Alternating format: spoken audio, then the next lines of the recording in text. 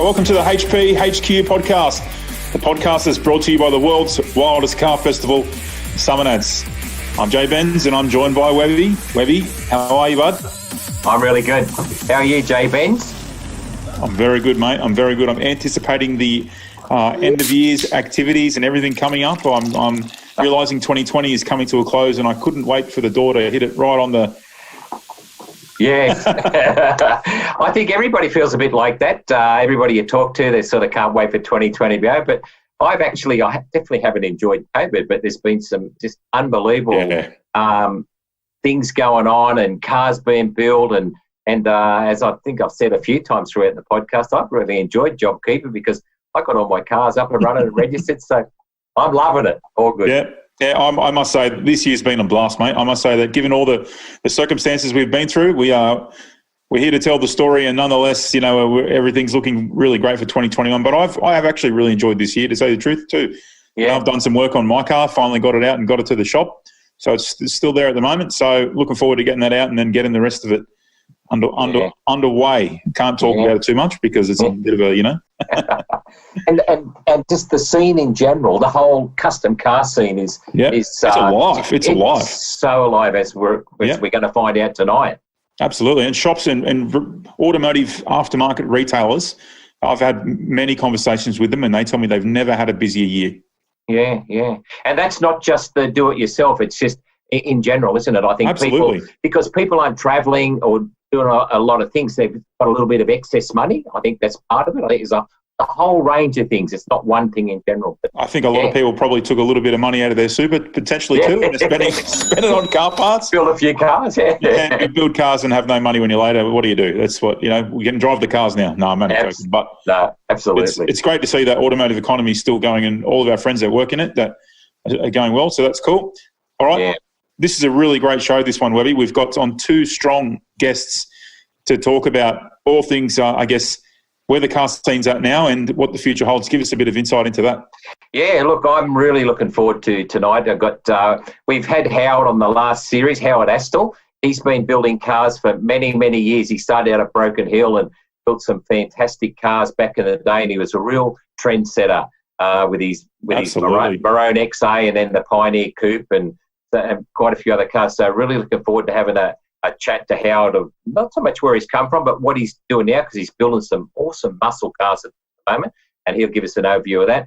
And then a fantastic guest, another guest tonight is Rob Zahabi from Rides by Cam. Yeah, wow. And he started off back in Canberra quite a few years ago, and he's now based on the Gold Coast, and he's building some incredible cars. And then he's got his third car in the States, and he's really got some innovative and looking forward to having a good chat with him. And something else that he's got going on at the moment is they're raffling his young bloke Cooper. They're raffling his Nova, which we unveiled at Summer Nats 31. And that's for a whole thing. Wow. It's called Customs for Cancer. And you can get a ticket. That's going to be on display at quite a few places. And then get a ticket for $25 to win that car. So that's something really cool they're doing. Wow, absolutely. That's awesome. It's a really nice thing they're doing there, and I know Rob's a super bloke, and Howard's a super bloke. So great for the raffle, and we look forward to chatting with those guys, Howard and Rob, coming up in a minute. Yeah. I was going to say though about Howard is that when I was obviously a product of the 80s, a lot of the cars Howard built back then, and some of the stuff that I had on my wall as a kid, like that, all that stuff, and so and with Rob builds the cars now that the kids have on their wall, like these are superhero dudes. Yeah, that's actually right. And I used to compete pretty much, not so much compete, but I had cars at the same time when Howard was building cars and we were building cars, and we used to compete head-to-head at shows, and always a great competitor and a great guy, and we've done a lot of stuff. So really looking forward. But it's not about living in the past. It's actually about where we're at now, where we've come from, where we're at now, and where these guys see the future. So let's get on with it. Let's get on with it. Also, we've got JBens back with the quiz. We've got Marv, and we've got World Time Attack CEO Ian Baker there. So Marv from Street Machine and Baker are on there. So they're two cool guys to have on that. We've also got Shop Talk back with you and Rach. So that's going to be cool for part 3. You guys are getting through the series now, so it's been really interesting to hear your points of view on lots of stuff like that. But let's not talk about it. Let's get straight into it. And here we go. Summer Nats is heading back to Canberra in 2021 as the Rare Spares Summer Nats Rev Rock and Roll kicks down the door and lights up the pad at Exhibition Park. Entries. They will go on sale December 1. Spectator tickets on sale in January. Bring your ride to Epic for one huge long weekend in March with most of the same ingredients that make Summer Nats so special. Join in on the annual City Cruise. Party hard on Skid Row. Get them gleaming in the hunt for the Grand Champion and get those tyres off on the Burnout pad, where we'll crown the 2021 Burnout Masters Champion. In line with COVID-19 restrictions, capacity is extremely limited, which means once we've sold out, that's it. If you don't want to miss your spot at this Summer Nats homecoming party, make sure you get your entry in this Tuesday, December 1. 2021's going to be mad. Because Summer Nats is mad. Mad. Ah, you thought I was gone. The Burnout Masters game has a new update. There's a new pro car, Loose Q, a new level, Tropical Meltdown, new cars, HQ Wagon, BA Ute, and an XP sedan. There's also new engines in Full On and LS1. And there's 4 new tyre compounds which completely change the game. Get the Burnout Masters update, get the game on your phone and start smashing tyres. Smashing tyres, mad.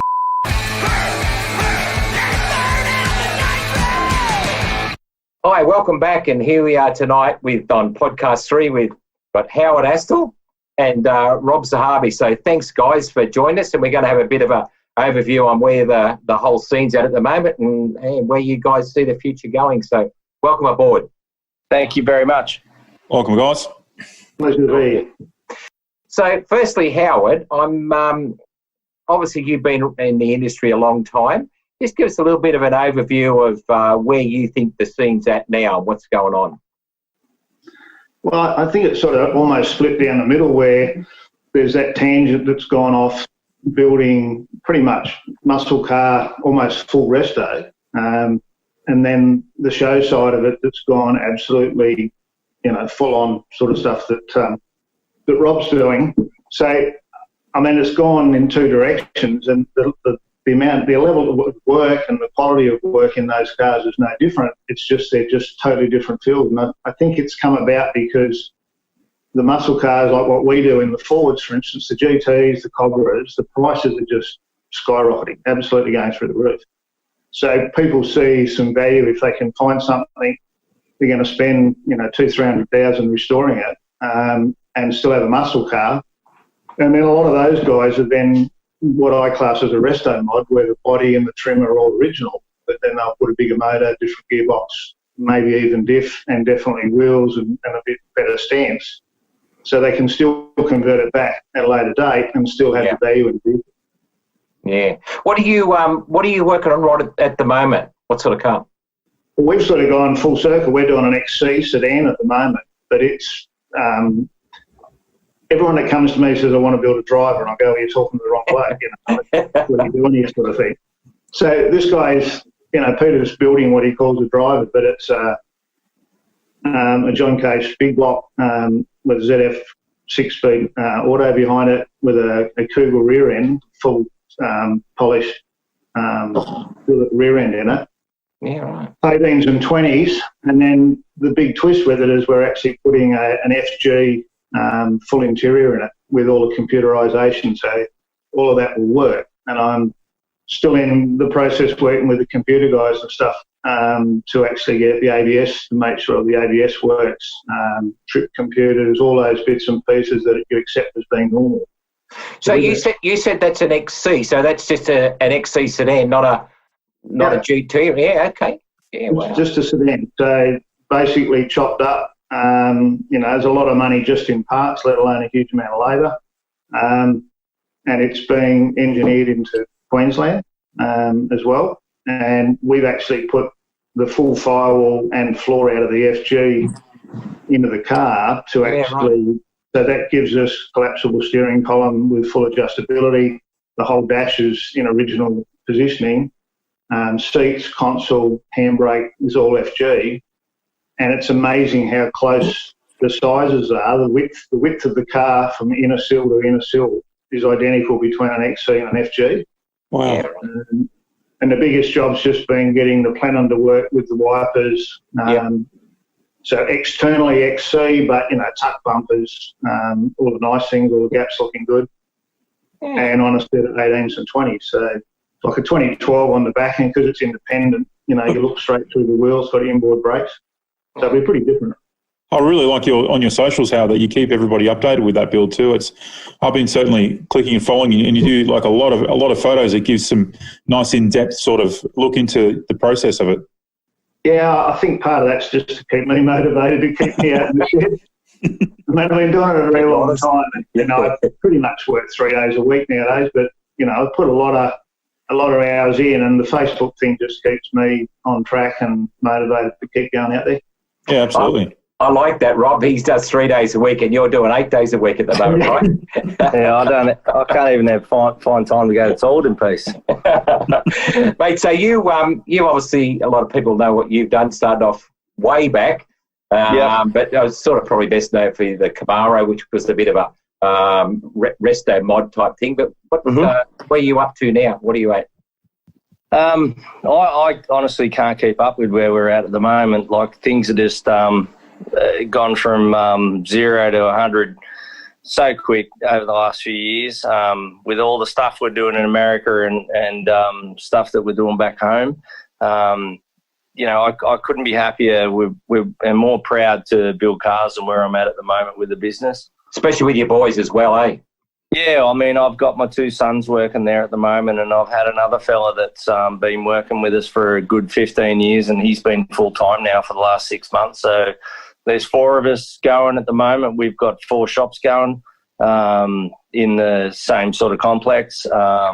We've got, I think, 25 cars on the build at the moment in the shop. We've got 2 years waiting list and 12 in another storage facility with 15 waiting to get in. So that's unreal. So you've got heaps of work. So where do you actually see the scene? Obviously very healthy, but as far as build, what are you sort of building? Really innovative stuff, or like how I was saying there, the resto stuff? What are you building? So at the moment, what we're primarily building and what we're finding that's coming through the door is people that just want to build a car that doesn't really care too much for the show scene, but they want to build a tough-ass car that they can drive every day, that's got all the bells and whistles of a show car, but they want to go and put it on the track and enjoy it. And like at the moment, we're probably only building 3, probably 4 big high-end cars like Havoc. But the rest of them are just everyday people with spending big dollars on their builds, but they just want to enjoy it for themselves. They've got to a point in their life where they know exactly what they want. They've seen the style of build that we build, and they want to get that happening. So that's what we're building a lot of. And in the last year, our business has transitioned so much. Like, we're actually doing CNC machining now in-house. We're building our own front ends. We've just had our first few front ends engineered through Dr. Tim. We're doing all our own rear ends and everything, and it's all built in-house. We've got our own everything going on, and we're really trying to, I suppose, it's more about taking pride in what we do than selling quantity. We're trying to sell quality, not quantity. Do you see, and a lot of those builds got a lot of like late model or innovative stuff in it, or what is it? That's sort of everyone sort of wants to go late model, like fuel injection, stuff like that. So, like, I'll give you a perfect example. Like, this is one of our customers at the moment, and a lot of Ford owners would probably cringe at this, but, we're doing an F100 truck that's a 69 model. He doesn't care what motor goes in it. We've got an LS going in this thing, but we're building a really cool engine cover and everything like that. In the engine bay, it's all sheet metal. So no one's ever going to really see it, but value for money, it was a lot easier to get him an LS3. And that was my decision as a business owner to do that. He didn't care which way I went. But that was probably the easiest way to go with that one.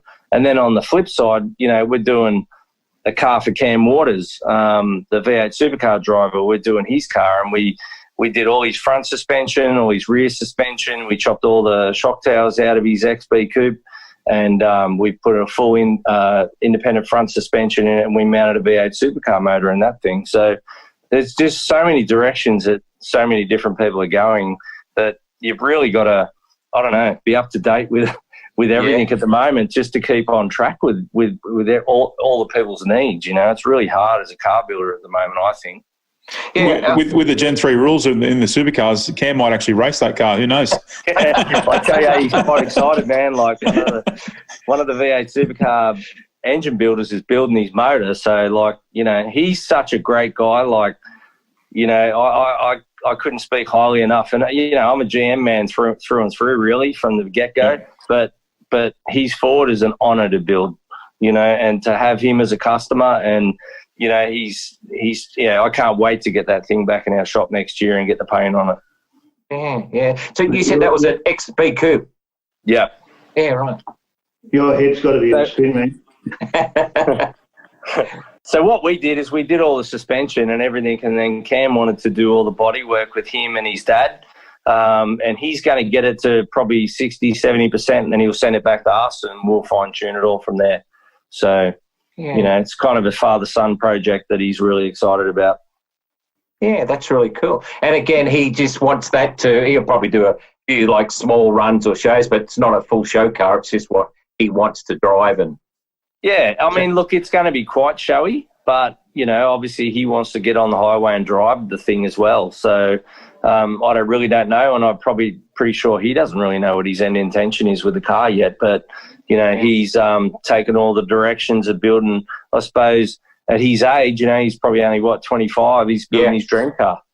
Yeah, unreal. How awesome is that? Perfect. Yeah. Unlike, like we were just saying there earlier, Howard, that a lot of the guys that you're building for and that I know are building these muscle cars, it's sort of, they grew up with these cars and it's now that they can afford them, isn't it? That's why they're doing that. That's popular now. You know, a few of the cars I've recently done is that they were the cars they had when they were younger, and the guys are either almost my age that just want the car, and in some cases don't even use them. I mean, it's about having the car, and I mean, I was the same when I had my Mustang. I had it 10 years, but I just enjoyed having it more so than even using it. Yeah. And you walk out in the shed, there it is, you can look at it, and okay, you go for a ride somewhere. And more so, Heather would say, "Can we take the Mustang out?" And I go, "Yeah, sure." But for me, it was more about actually having the car, and that's what a lot of the customers have got. They want a car that's reliable. When they get in it, they don't want it to get hot. They don't want it to break down. Yeah. And they want a reasonably comfortable ride, and they can go for a ride sort of hassle-free. So at the last Cobra we built, he wanted a brand new engine. I said, "You can't buy a brand new Cleveland." So in the end, I got on to Sam and said, "I want a brand new Cleveland." So he built a new engine with all new parts, which cost an absolute bomb, but that's what the guy wanted, so that's what he gets. It's interesting just listen to both you guys talk there. I mean, obviously I sort of know what's going on as well, but back in the day, people were building really high-performance engines and cars, and they really weren't using them much, but now people want cars. They can get in, turn the key, and drive it. Yeah. Yeah. And a lot of our customers are exactly like Howard's too. Like, it's the same sort of deal. These guys have dreamt of these cars their whole life, and now they can afford to build them. And they want to build them. And, yeah, they might put it in the garage and only drive it once a month, but they want it to be able to do exactly what he said, drive in traffic, not overheat. Yeah. Go, you know, and this is what I get told a lot. I want to be able to drive from the Gold Coast to Brisbane and back and not get worried about overheating and you know, just all the shit that happens with an old car. Yeah, yeah. Is that because you think that didn't happen in the past because the availability of parts, or because it just wasn't the trend, and maybe there was the availability of parts? What do you think's the reason that? I reckon it's the internet. Like, everyone gets on their phones, watch YouTube, Google stuff. You know, like my customers are coming in all the time, showing me stuff on YouTube, or, you know, "Oh, what do you think about this?" Or, you know, "Well, should we do this?" And I'm like, "Well, you know, just settle down a little bit. Let's not get too excited." But it's so true. Like, you know, the internet's opened up a whole world to all of us. You know, I mean, Howard, you know yourself, mate. Like, when we were building cars back in the day, if you wanted to look at instructions, you had to go and find the paperwork, and if you didn't, you were screwed. So now you can Google the part number, whatever you want, you know, whatever you find want. a full downloaded instruction manual, and you know what? We're a Sparky. Yeah. Can I ask I was just having a clean out recently of a lot of old magazines, because, you know, if you're going to build a car, you dragged out boxes and boxes of magazines. Correct. Trying to find ideas. is, now you just type into Google what you want and back up it comes. You know, it can be as simple as a battery carriage or whatever, the air cleaner, and you go, you know, I've got trumpet injection air cleaner, and whack it in there, and all of a sudden you got pages and pages of info, where back in the day we'd be, you know, dragging through all them old books we had trying to find ideas. Correct. And Correct. We used to have those sessions, you know, you drag them all out. When we built Pioneer Coot, that's how it was built. You 100%. just found everything you liked and put a post-it on it and stacked them up, and then when you tried to come up with an idea of how you're going to do it, and then you had to source the parts, and then you had to ring people that you knew. Now it's just all out there. It's amazing. Can I ask the question of, as car builders or car creators, you could say, both of you guys, is there an era which you preferred more? Did you prefer it when it was like that more, or you prefer it today that everything's so accessible and everybody, the information, like you were saying then, how we got to go through all the old car mags, you don't need to do that anymore. But was that part of the passion too? Or? I prefer it today. I think we're spoiled for choice. I mean, I can remember back when I built the original Burgundy car, people used to go, "Where'd you buy that?" So I made it.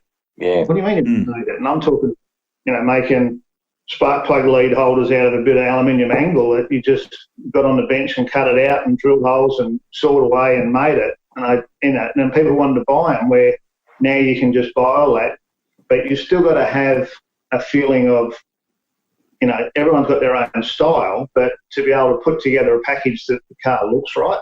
Yeah. So you still need to have creativity. That. The creativity's got to be there. And I mean, the sort of stuff Rob's doing, I don't even have that in my head in relation to, you know, engine covers and all that. I'm probably more towards the resto-y style, even in my own. Like I've got a panel wear now I'm about to do, but I'm still looking at the engine blade, probably still going to look like every other Ford, because that's what I like, but it's also my style, and I don't have that dream to go down a whole different avenue, if you like. And I'm not, you know, it's just not my style. So I'm going to get on to him about that in a minute. But Howard, so where do you actually think that where we're at now, and you've been building cars for a long time, where do you think we're sort of going, and where we'll be at in 10 years? What do you reckon? Well, I'm looking at from one side of thing, you know, we're running out of XY Falcon shells to build more and more XYs. I don't know where they're finding them now. They're paying 10 grand for a bare shell so they can build one. But then, you know, I spoke to a guy the other day that's got 40 booked in, like XYs to do the bodywork on. The guy up at Helensburgh. But I mean, so there's all these things going on. But I think the availability of cars for a starter, but secondly, as we all get older, the next generation may be doing, you know, more. We'll see more VLs, or they'll go into the later model Commodores or the later model Falcons. And it's just hard to know, and it really comes back to the customer. They walk in the door and go, "This is what I want to do." And whilst I'll try and guide them to what I think is going to be practical and work for them, at the end of the day, it's what the customer wants. And I always felt that was driven by the magazines. You know, before we had so much internet and phone, you know, cameras in every, you know, videos and cameras in every phone. I always felt, and I've spoken to you, Owen, as well, with things like MotorX, that what the judges wanted and what the magazines were showing tended to be what created the trends. I think that's changed now. It's just whatever you want, you know. People build whatever they want. Yeah. What do you think, Rob? I mean, you're in an interesting situation. Your vehicle's sitting over there in the States and you can't get at it. So obviously, firstly, what are you doing with that? And then where do you see the whole scene going? I like to, I don't know, look at my business as something that I don't think I've ever looked at anything as inspiration for what I build. I try and come up with everything correct. That's a little bit weird. A lot of the stuff I do is a little bit out there, but in my head it works. And then if the customers like it or the public likes it, I obviously wanted to challenge myself with US, and my car has been sitting dead in the water over there since the Grand National Roadster show that we did in January. And look, we kicked ass at that thing. We won 3 first-place trophies over there, and I was so honoured to be an Australian over there, you know, on the front and centre stage. So pumped for the whole year, and then all of a sudden COVID hit, and then, you know, now it's just costing me shit tons of money every month to be in storage, and there's not much I can do about it. But so I've just sort of hit the reset button, and from January next year, we're going to kick the tour back off again. And we're going to tour the whole US again next year with Havoc, because we only did SEMA and we did the Grand National Racer Show. But like SEMA, for instance, like we did so well there. It was such a exciting time for me and my family. The boys were so involved, and I couldn't be, I don't know, more proud of what we achieved at SEMA Show than what we did. So I was so excited for last year, or for this year, I should say. And then, you know, it just got kicked in the butt. So, but, you know, with that said, what we're building in Australia is just as exciting. The US side of things is just me challenging myself to see what it's like over there. And as you know yourself, I've done it since 2010. It's my third stint over there now. And the CUDA that we're building at the moment, which is not far off being completed, is going to do a year in Australia, and then it will go to US and pick up where Havoc leaves off. So I just think that everyone's so innovative at the moment in America, and where I see the US, for instance, as opposed to Australia, is that the machinery they've got, the ideas they've got, they're just bringing things to life that everyone sort of dreams of these silly ideas in their head, but people can make it happen now. And that's one thing I've learned that you can do in the US as opposed to here. And that's what I'm trying to do back in our own shop, that now I'm trying to put all these new machines in and getting new people involved, because at the end of the day, the shop doesn't build the car. It's the people that are involved with the shop, your suppliers, your supporters, your whole network that builds the car that you did. You know, like Havoc couldn't have been built if it wasn't for the Roadster shop and all the companies in America that I'm partnered with that helped me build my dream, because, you know, that's the end goal. That's what it is. And that's what's so exciting to me. Ring Brothers, for instance, like the things that come out of their head, man, like those boys, they're great. Those boys just come up with such cool ideas, man, and they've got the machinery to do it. So, you know, I could only dream of having that sort of stuff. But still, in our shop, we still get back to old school, and we still build things by hand, because we don't have the machinery that Ring Brothers and all that have got. But yeah, I just see it just going upward, and then the bar gets raised every year, and I don't know where it's going to stop. Do you think there'll be, like, there's still a lot of older school Barracudas and you know stuff, challenges and stuff like that, but do you think they'll be doing more late model stuff in the US as well? No. Muscle cars at the moment in America, like we've been buying a lot lately, like for customers. We've probably bought about 14 to 15 cars in the last few months, right? Now, I'll give you a perfect example, like a C10, like a 66 C10 Chevy truck that you would have bought 2 years ago for about $10,000. That was a decent truck, man. Now in the US is pulling 20, 25. Yeah. So what I've noticed is what Howard said about the XYs and stuff in Australia and all the Australian cars. All these old muscle cars have been destroyed. They're running out of quality and quantity. So, you know, as that happens, it makes people want it more. So I don't think you're ever going to lose the iconic muscle car, whether it be Australian or American. I don't think late model stuff's ever really going to play as much of a part in the car scene as what the old stuff will. But is it going to be a lot harder for us to find all these old cars? Yeah, for sure.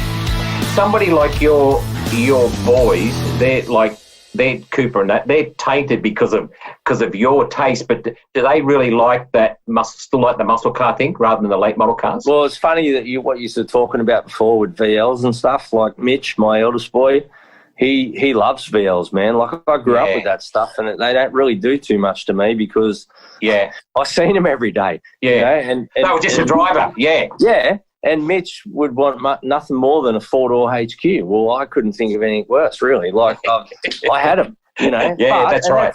That's no disrespect to him. It's just that I grew up with that car. So in my mind, it's really not that special because I grew up with it. But the younger generation haven't seen these things, man, and they respect these things so much. And even the rotaries, like the RX3s and stuff, like they're not a muscle car as opposed to a HQ or whatever, but they're still an iconic car now, and then Absolutely. you'd be doing well to get one of them for under 100, 150 grand. Yeah. So these are all cars that we all grew up with that, we probably didn't think much of back in the day, but had we put some in storage, look out. Call me naive, but is the person who comes up or goes looking through the junkyard and finds the press to press these chassis of these old cars, is he the first bloke who's going to be a billionaire or what? Yeah, I mean, like is that what will happen eventually? Is that what will happen eventually? Like in 50 years' time, they go, you know what, we're going to make, someone will just figure out how to press an XY chassis together, all this steel, and then just punch them out. It'll have to happen, I guess, right? Like the Dynacorn bodies, eh? Look at US, I mean, they brought back all the iconic muscle cars, man. Yeah, that's true. And that's where they were thinking. Yeah. The problem we have in Australia, though, is that you can't register it without plates, without compliance plates. So unless they change some rules somewhere along the line, they can build the cars. You can pretty much get, I think, 90% of an XY now. Yeah. All the external panels definitely, and sills and, inner torque boxes, all that sort of stuff. But you can't register it without compliance plates. So that's the stumbling block from that point of view. But it was interesting. Something popped up on Facebook the other day as a memory. I was doing Coolmint about 8 or 9 years ago, Coolmint Coop, next week in Coop. And I actually went to pick apart and got parts for that car. You go to pick apart now and you can't even get any. You won't get an XP part from pick apart now, mate. There was a couple of old wagons and stuff there, and I got drip gutters and all off a wagon to fix that car. And now we sell all that stuff repo. But I mean, they're just not out there, and people are going further out buying worse cars. I can't believe the money that Coops are bringing. Unbelievable. Yeah, crazy. Pieces of bloody crap that are bringing 30 grand. Yeah. And how many I've seen at the local showground get squashed by monster trucks? I don't know. All right, guys. I really appreciate your time, and I thank both of you guys for what you've done for the whole industry and building some awesome cars. And so keep at it. And thanks for your time tonight, guys. Yeah, thanks very much. Thanks, Rob. Thanks, Thank Howard. you. It was an honour. Good on you Thanks guys. very much. Later, guys. Talk soon. Keep up the good work. Sweet. Yeah. Thanks very much. Cheers.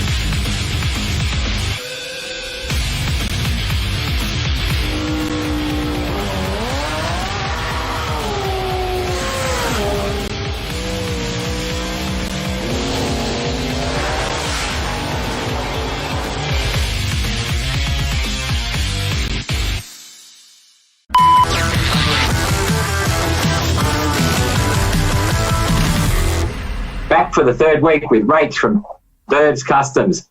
We've sorted out sourcing the vehicle, what sort of build we want, and then getting the right people to work on that job. So, Rach, this week I reckon we're up to getting that vehicle either yourself to pull it down or getting it to the shop, get them to work on it. The stripping point. Yes. Yep, the one that unveils everything. Yeah, this is actually the fun part, to be honest. Like, everyone loves demolishing things, I guess. So pulling something apart with a car is pretty much near on the same.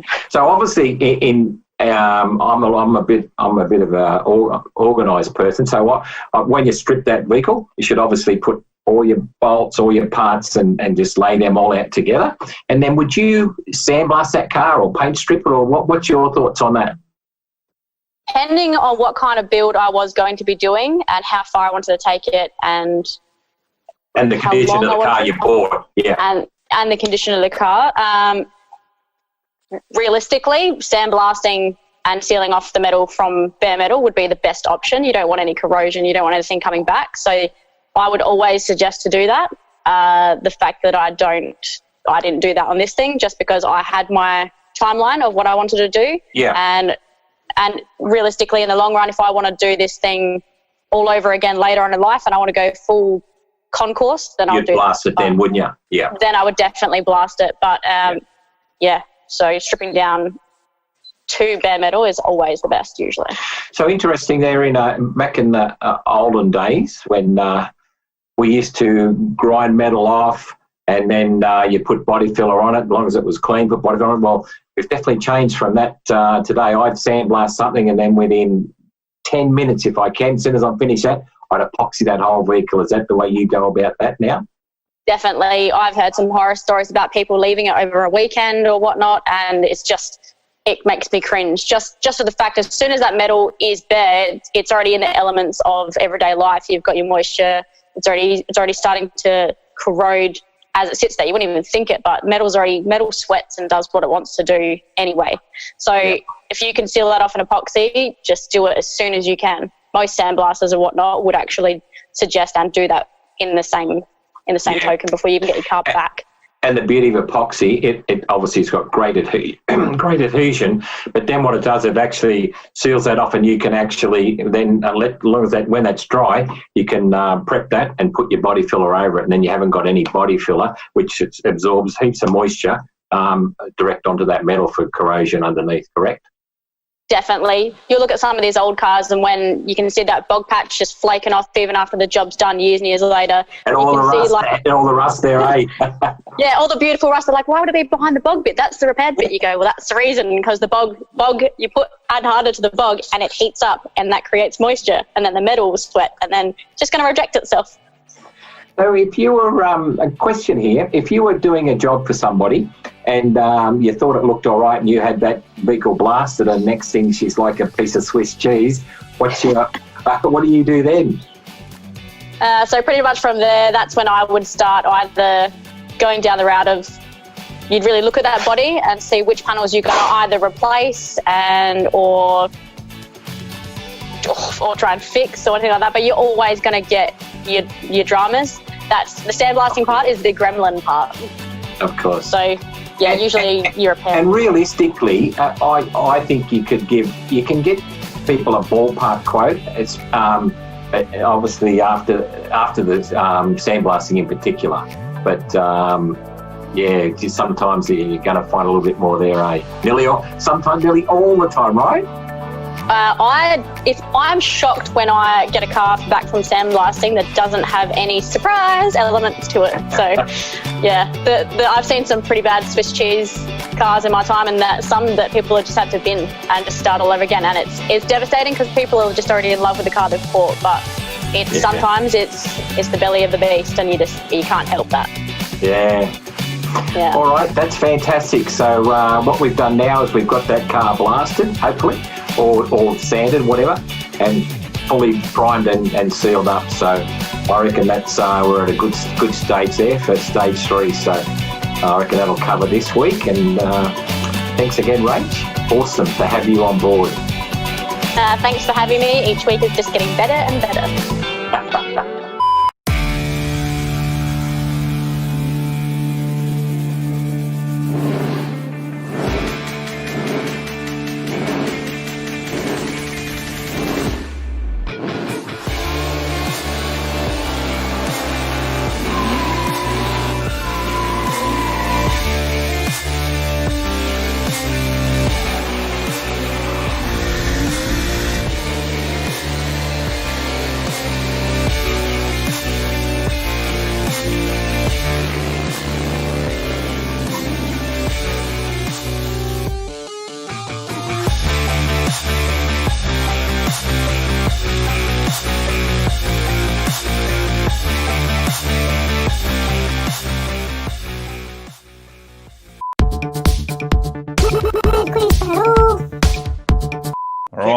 Check one, two. Check 1, 2. All right, g'day, I'm JBens, and this edition of Mad Quiz Battle, we have World Time Attack CEO and the Bald Rock's favourite son, Ian Baker. What's going on, mate?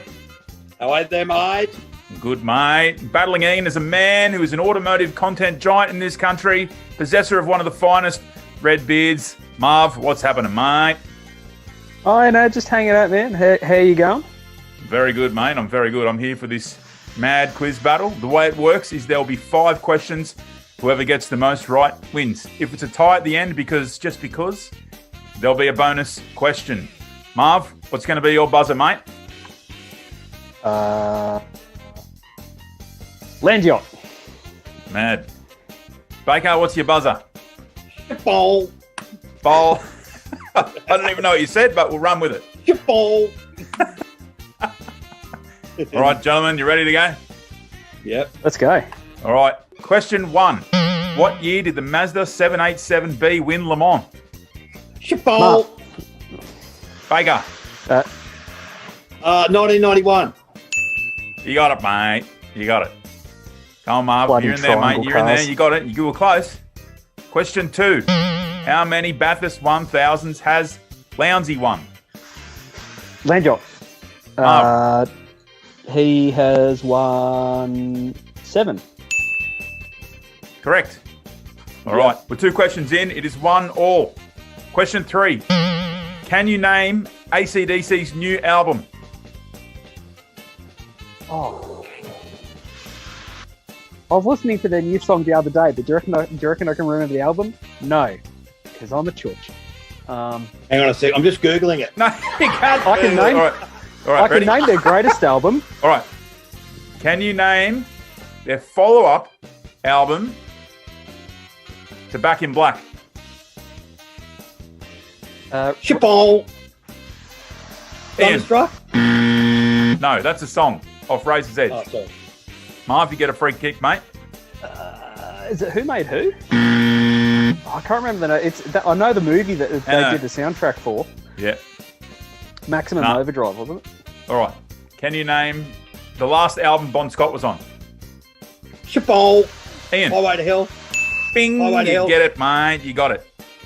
That's 2-1, Marv. It's up to question 4 now, and this one's a bit of a tricky one. We'll see how we go. It's multiple choice. You ready? Question 4. How many R32 GDR Skylines were made in total? Now wait for it. 43,937, 34,876, or 19,114? Land yacht. I think it's A. 43,937. Is that your answer? Yeah, look like it in Eddie. It's either A or B. It's But correct. I'm going with A. You know what? The best thing about this, last question, it's Tie 2-2. break. It's 2-2. Yeah. Listen closely. Ready? What Aussie rocker sang Suddenly with the song being featured on Neighbours way back in 19... Ball. Ian, Angry Anderson. you winner, mate. Yeah, brah. What do I win, JBens? You go into the final, which will happen towards the end of the season, and you'll be battling so far Matt Watts and also Andrew Broadley. So Awesome. You win a crisp and accurate high five, Bakes.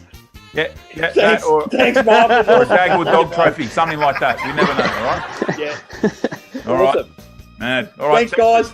Tuning in, guys. That's it. We're out of here. That is Mad. Mad Thanks, Quiz man. Battle.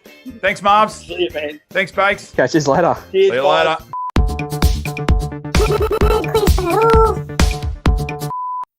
All right, awesome. That, mate, what a show. We always say what a show, but that was a show.